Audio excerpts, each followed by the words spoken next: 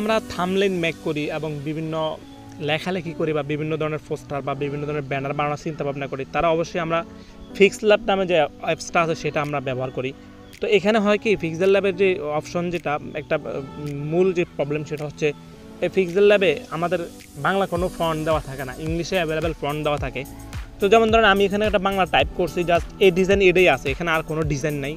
এখন আমি যদি চিন্তা করি যে আমি এখানে একটা স্টাইলিশ ফন্ট দিব, মানে একটা সৌন্দর্য বাড়াবো, একটা লেখার ডিজাইন দিব, যে স্টাইলিশ ফন্ট কীভাবে অ্যাড করবেন বা লেখার ডিজাইনটা কীভাবে চেঞ্জ করবেন সেটাই আজকে আমি আপনাদের দেখাবো। তো প্রথমে আপনি চলে যাবেন কোথায়, আপনার ফোনের যে ক্রোম ব্রাউজার আছে বা ওয়েব ব্রাউজার, যে কোনো একটা ব্রাউজার আপনি ওপেন করবেন। ওপেন করার পর আপনি এখানে যে সার্চ বার আছে সেই সার্চ বার আপনি লিখবেন বাংলা স্টাইলিশ ফন্ট। তো আপনি এখানে সার্চ বারে এসে লিখবেন বাংলা স্টাইলিশ ফন্ট, লিখে যখন আপনি সার্চ করবেন, সার্চ করার সাথে সাথে আপনার সামনে অনেকগুলো ওয়েবসাইট চলে আসবে। মানে এখান থেকে অনেকগুলো সাইট আছে আপনার থেকে যেটা থেকে ডাউনলোড করতে মন চায় বা যে ফন্টগুলো আপনার ডাউনলোড করতে ভালো লাগে আপনি সেগুলো ডাউনলোড করবেন।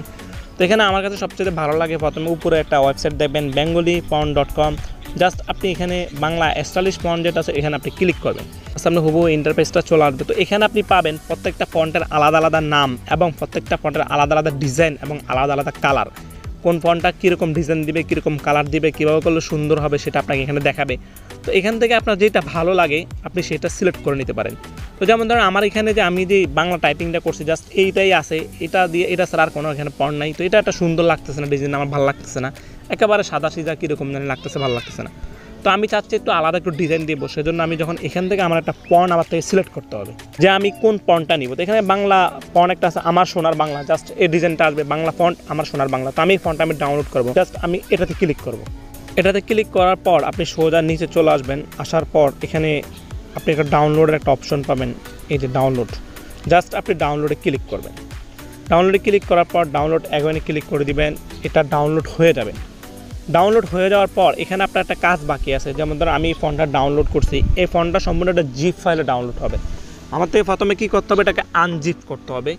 তো আনজিপটা আপনি কীভাবে করবেন সেটার জন্য আপনার যাইতে হবে কোথায়, আপনার প্রথমে যে ফন্টটা ডাউনলোড হয়েছে অবশ্যই আপনার থেকে চলে যেতে হবে, এটা পাবেন করতে আপনি আপনার ফোনের ফাইলে যখন আপনি যাবেন, যাওয়ার পর ডাউনলোড নামে যে অপশনটা আছে সেটাতে গেলে আপনি ইজিলি পাবেন। আর যদি আপনি চিন্তা করেন না আমি একটু খুঁজে বের করবো, তাহলে আপনাদের খুঁজে বের করতে হবে, সেই জন্য আপনি চলে যাবেন কোথায়, ফোন স্টোরেজে যাওয়ার পর আপনি চলে আসবেন কোথায়, ডাউনলোড নামে যে অপশন আছে আপনি ডাউনলোডে চলে আসবেন।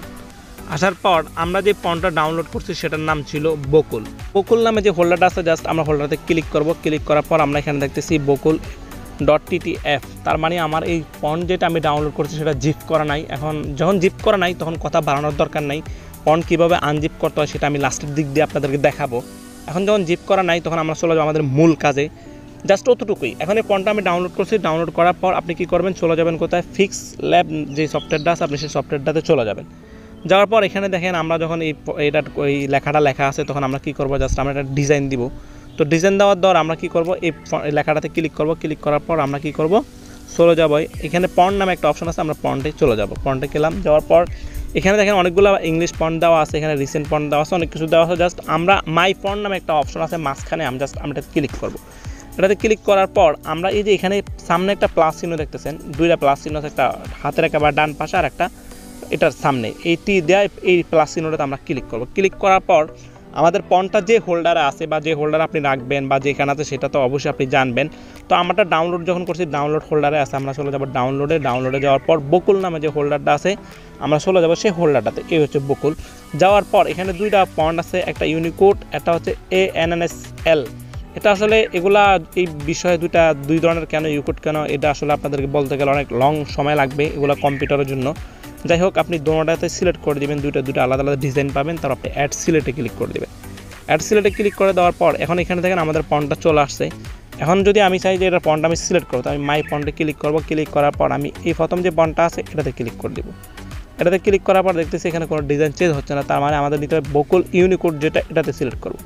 মানে এটাতে ক্লিক করার সাথে সাথে দেখেন বকুল ইউনিকোড ক্লিক করার সাথে সাথে আমার ফন্টটা চেঞ্জ হয়ে গেছে। তাহলে আমরা কী করব, উপরে যে ফন্ট যেটা আছে ওটা আমাদের দরকার নেই, আমরা এটা কেটে দিব। কারণ আমরা মোবাইলে যে ফন্টগুলো ইউজ করি বা মোবাইলে যে সফটওয়্যারগুলো আমরা ইউজ করি ওগুলো হচ্ছে একটা ইউনিকোড বা রিদমিক বা এইগুলো ইউনিকোড ফন্টই বলা হয়।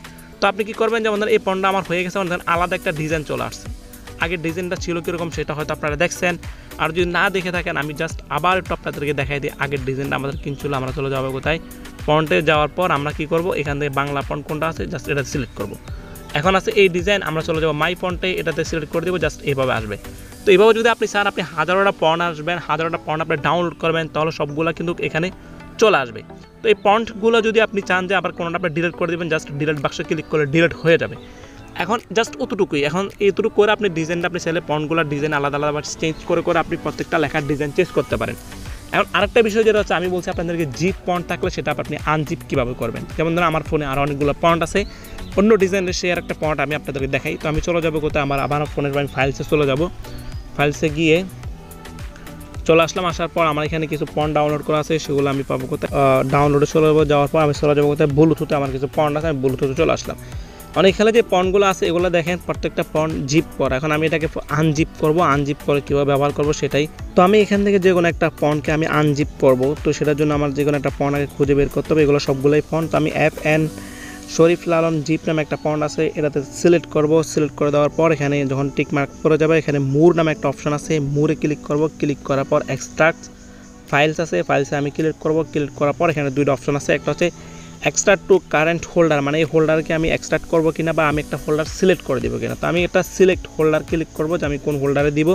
তো সেই জন্য আমি কোথায় চলে যাব, আমি একটা হোল্ডার বেছে নিই যে কোন হোল্ডার আমি রাখবো। তো আমি ডাউনলোডে চলে গেলাম। ডাউনলোডে যাওয়ার পর আমি যে বকুল নামে যে হোল্ডারটা আছে আমি আপাতত সেই হোল্ডারটাতেই রাখতেছি। আপনি আপনার মন মতো একটা হোল্ডার রাখলেই হবে। তো আমি এক্সট্রাক্ট হেয়ারে ক্লিক করে দিব।